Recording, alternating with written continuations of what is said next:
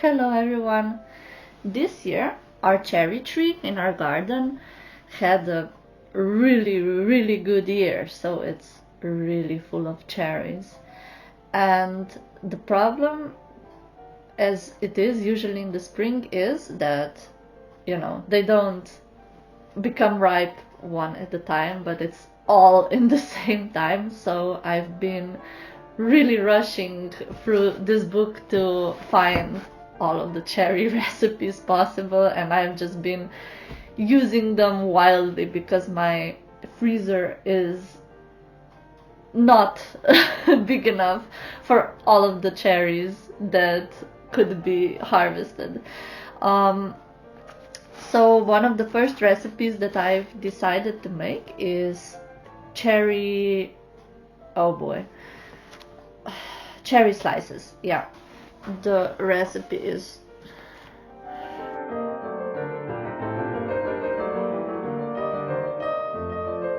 it's just a version of shortbread underneath, and then on top you have cherries sprinkled with sugar, and on top there's a layer of egg whites which you bake for a little bit.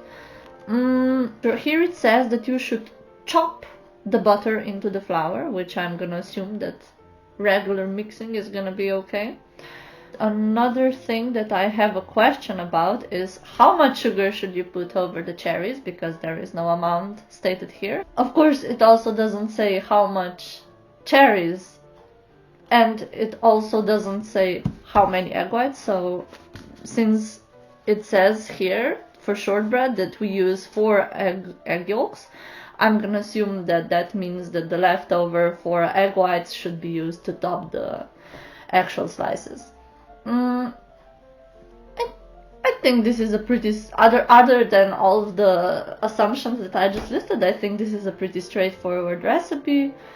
We're gonna see. I hope that the shortbread will be easy to roll out, because that's not a given in all of the recipes. So let's start using some of these cherries, because otherwise they're gonna go to waste if me and my family don't manage to use them up fast enough, or at least pick them up fast enough. So let's get going. I started by combining white flour and butter straight from the refrigerator. I did not bother to cut it up into smaller chunks, since the mixer will do that for me. For the mixing, I use the paddle attachment, and I mix until crumbs begin to form, which does honestly not take that long. If you don't eat butter, you can comfortably substitute it with margarine, since I don't think it makes that much of a difference in such doughs as this one. When I was comfortable with the crumbliness of the mixture, I proceeded to add in 3 tablespoons of milk and 4 egg yolks, for which of course I had to separate the egg whites from the egg yolks first. I used to believe that if any of the egg yolk ever fell into the egg white, it would not firm up as mixing. But since I have discovered that if that does happen, you just scoop up as much as you can, and the egg whites will still mix normally enough to be used in this kind of a recipe.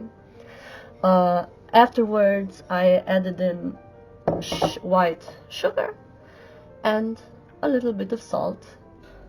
The book says knife tip of salt, but since I never know what exactly that means, I just went with a pinch of it.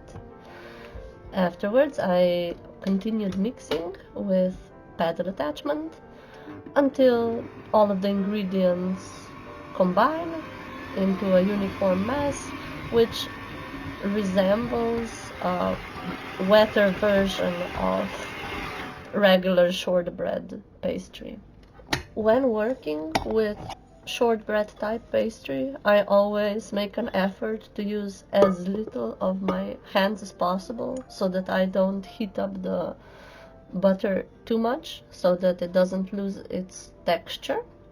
But a little bit cannot be avoided usually.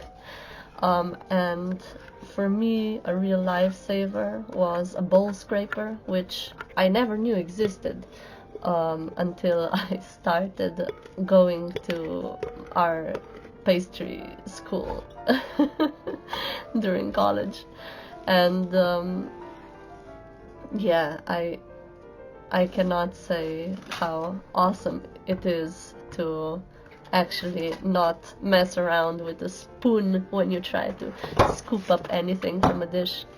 Afterwards, I just wrapped it in plastic foil, flattened it so I would have an easier time rolling it out afterwards, and put it into the refrigerator for 1 hour at the minimum.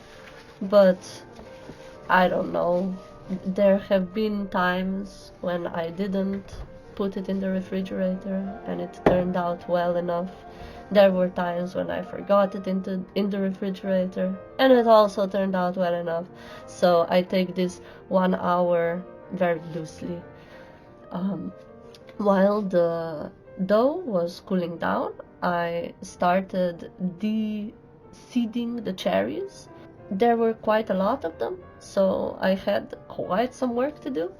The amount of cherries that I used is roughly 1.5 kilos, which I ended up dividing between one bigger and one smaller pie. But I don't think there would be anything wrong if I put 1.5 kilo in a single big pie. These are our cherries from the garden this year, and I'm using a little cherry pitter to remove all the bits, and we have a single one of these in our household, so currently it's the hottest tool which we are all battling each other to use, since the whole household is baking cherry rolls, cherry pies, making cherry marmalade, and so on. I sorted out all of the cherries beforehand to make sure that there are no rotten ones or overly damaged ones, and the only real toll that this job took was my fingers, or rather fingernails, turning black from them. After I finally finished deep-eating all of the cherries, the next thing to do was to assemble the pies. I started by greasing up the pie tins. I used one bigger and one smaller one.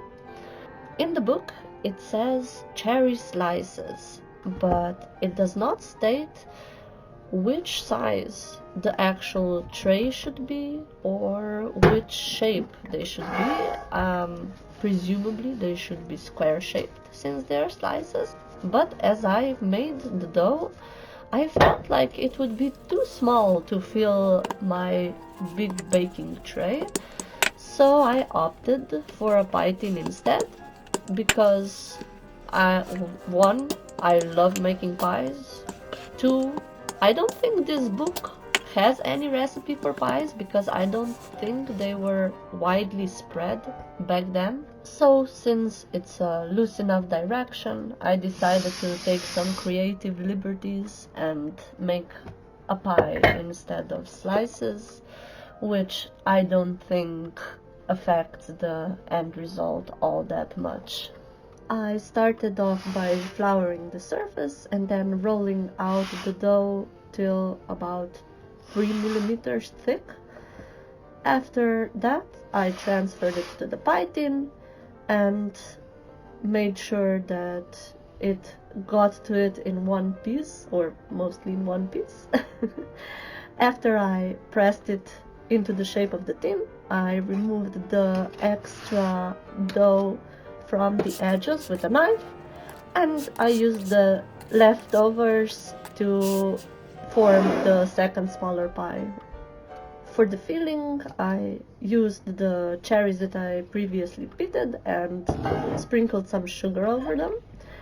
I guess I used about 50 grams all in all. The book doesn't say, so I recommend that you just do it by taste, depending on how sweet you want it. I almost forgot to put on the breadcrumbs, but remembered just in time. And at this step, it also does not state how much breadcrumbs you should use. So again, I did it completely by feeling. After the breadcrumbs, I started filling the prepared pie tin with cherries, making sure that I didn't put in the juices. That's why I did it by hand and not with a spoon or anything like that. While deciding which amount of cherries I should put into the pie, I mostly just paid attention to covering the whole surface. I baked the pies at 175 degrees until I saw that they were nicely browned and that the dough was finished, which was, I'd say, around 30 minutes to 45. By feeling, I would say that after 40 minutes you take the pie out to top it with the mixed egg whites. I decided to use 4 egg whites, which remained from the egg yolks which I needed for the dough. I added in 1 small packet of vanilla sugar and mixed it until the peaks began to form, and then put it onto the pie. In hindsight, I should have used more than 4 egg whites because this amount was just enough, I mean barely enough, to cover a single pie, so I had to make the small one without it. As I was putting the egg whites on, I really disliked the texture because, in my opinion, there was too little sugar in it. So if I would be making it again, I would definitely include more sugar or even make a proper meringue. After all of the egg whites were on there, I used a fork, just as the book says, and made a crisscross pattern on the surface of the egg whites. After that, I returned the pie to the oven for roughly around 5 minutes at the same setting, just enough for it to become nicely browned on top. Before removing it from the pie tin or cutting it up, I let it cool down completely so that it would be as firm as possible and not falling apart while I did that. I am using the pie tin with a removable bottom, which I would warmly recommend, because to this day I still have no idea how to get beautiful pie slices using a normal pie tin without the removable bottom. So yeah, after cutting it up, it was the time to see what we have created. And I have to say that I love the way that this pie looks. I really like the contrast between the dough and the cherries. It cut up nicely and it looked great. So now the only thing left to do was to try it out. Yeah. Okay, the pie. Are you ready? No, what pie is this? Cherry pie with egg white. Cheeky cherry pie. Yeah, it's Squishy. look at it, like. Okay, there we go. Woo. Maybe this is not for you. Okay, shall we? Sure. How does it? I see you're having doubts. I'm not having doubts. Ooh. Ooh, You like this? this is good, yeah. Ooh. What? You Oh not my fan? god. Oh, the egg white. Try, I don't know, maybe try this. Since it has a thicker layer of egg whites. Please. These egg whites are so off-putting to me. Like, really? Really? It's not the topping that I would choose for a pie. I would actually prefer more of a crust or something. Like the apple pie you made for my mom. Yeah. I don't know. It's alright. It's eatable. Maybe with some sugar, powdered sugar on top. Yeah, eatable is right way to. I mean. It's not bad. I mean, okay, credit where credit's due. The dough is one of the better ones that I've had for pies. Yeah. It's really tasty. Mhm. You can eat it on your own, because sometimes when you're trying to eat this, it's so difficult to eat that, you know. But this one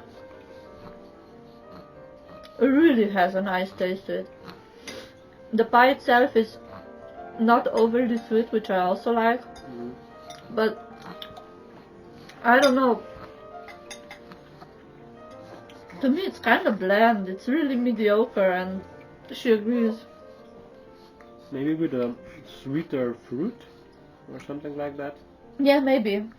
I'm guessing if it would be wild cherries instead of cherries, then it would the flavor would be more intense. Yeah, probably. No, I don't know. To me, it feels like it's missing something. It's missing It something. Yeah. it has potential. But it's just not there yet. Yeah, definitely. It's like it's missing an ingredient of sorts. I don't know. Well, the book is very vague on what you should be putting in and how much of it, so it's where very well could be literally missing an ingredient. Probably. Because the amount of cherries that you should put on this thing is a mystery. Oh, it's a mystery. Yeah, so I just had to wing it. Nice. So these cherry slices, or in my case cherry pie, have a lot of potential, starting with the dough, which is very tasty and very easy to roll out and transfer onto the tin without it cracking, without any holes popping up or anything like that, which is not a given when it comes to such shortbread type pastry. So I would definitely, if I would be rating the dough on its own, it would get a 10 out of 10 easy. Cherries as the filling are very nice. I could have used more in hindsight, so if I'm ever making it again, I will. And now, yeah, for the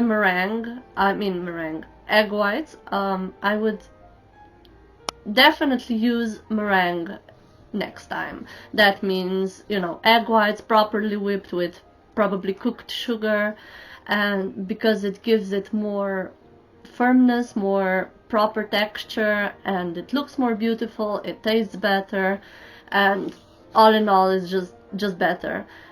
But on the other hand, if I would be making this pie again, then I would probably skip the meringue altogether, because it wasn't my personal favorite to combine with the cherries. So yeah, I would maybe do a net out of the shortbread, or just leave it as it is. So only the dough, the cherries, and then as I would serve it with a dollop of whipping cream or something like that, and I think that would be more to my preference, at least.